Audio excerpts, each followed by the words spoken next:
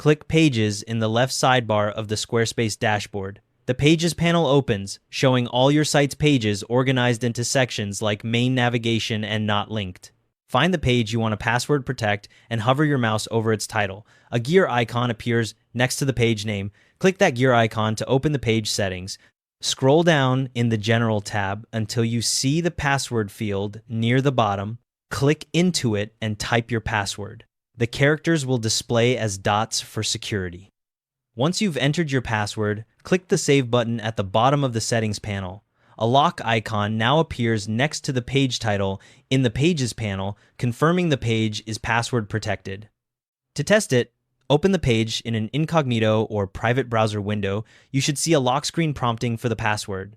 If you want to keep the page hidden from your navigation menu, drag it from Main Navigation to the Not Linked section in your Pages panel. Here are a few things to keep in mind. Passwords are case-sensitive and must be 30 characters or fewer, so choose something secure but memorable. Never use your Squarespace account password as a page password. After visitors enter the password, their session expires after 4 hours, and they'll need to re-enter it. Share the password securely with intended users via email or private message.